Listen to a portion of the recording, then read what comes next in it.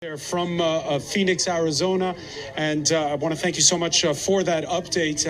Now, for more, we can turn now to Saba Tshibaka, who is a student at the University of Maryland, and you're a member of a group called Black Terps Matter. Thank you for speaking with us here on France 24. What does Black Terps Matter mean? Absolutely. Thank you so much. So Black Terps Matter. Terps is short for Terrapins, which is the mascot at the University of Maryland. Black Terps Matter specifically is an anti-racist coalition that started on June 25th at the University of Maryland, specifically to get justice for Lieutenant Richard Collins III, who is a Black student from Bowie State University that was murdered by a white supremacist on our campus. It's interesting when we look at some of the exit polls from Tuesday. Obviously, the protests that we saw all summer calling for police reform.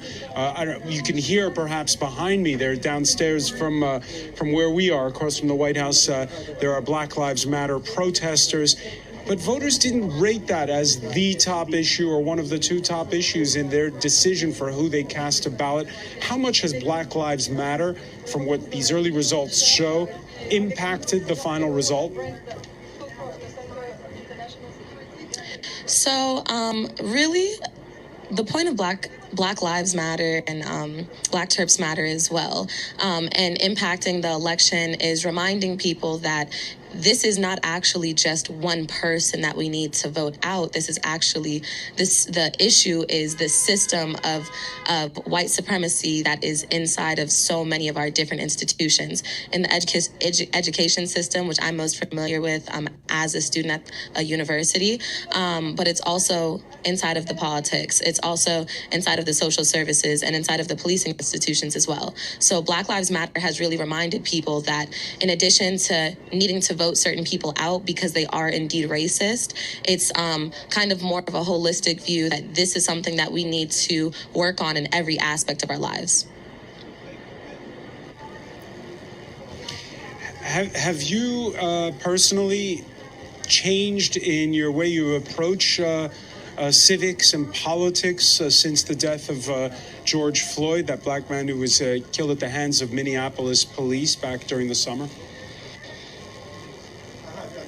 Yeah, absolutely. The death of George Floyd really made me have a new perspective on how I was going to go about resisting in my everyday life.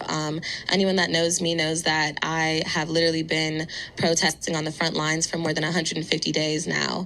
And so that is a shift in my regular life as a student. I'm used to going to classes. Well, now all my classes are online, but I'm used to doing that, working. I've interned at the U.S. Department of Treasury. I've interned at Google in Ann Arbor, Michigan.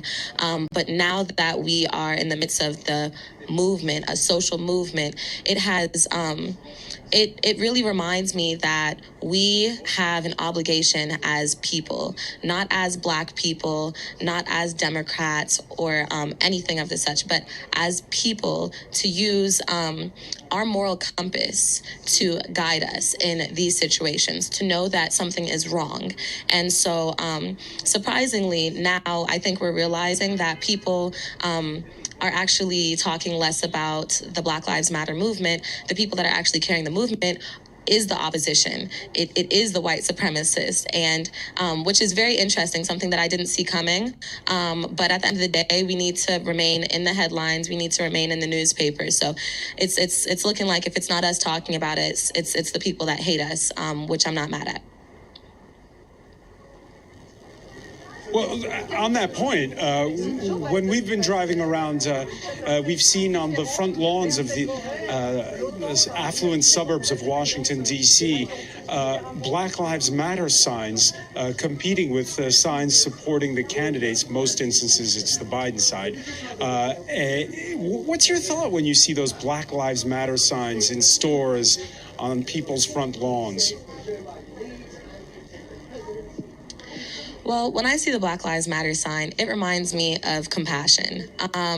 Being a part of this Black Lives Matter movement is completely a choice. It's a choice. It's optional for a lot of people. A lot of people, including Black people in America, are choosing not to incorporate themselves into this movement.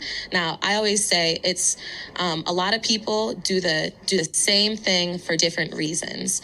And so I think that kind of goes into the Black Lives Matter movement, because I know that the reason that I'm out here is specifically for the future generations of kids. The thing that I care most about is getting Black students into colleges. And that's why I participated in a sit-in just 2 weeks ago called hashtag Tent City 2020, and it was centering Black education. We actually slept outside of the Department of Education in Washington, D.C. for 8 days, 7 nights.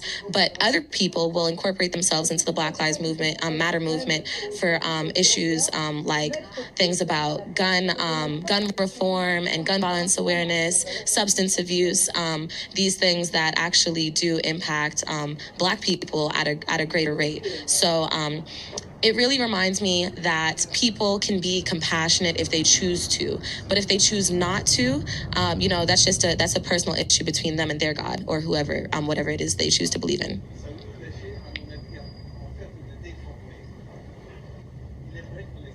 For joining us, Saba Tshibaka, activist with Black Torps Matter. Good luck with your studies at the University of Maryland. And like I suppose you and everyone else, we're all waiting for those results. Let's hope it goes whichever way that you want. At this point in time, we're joined by France24 correspondent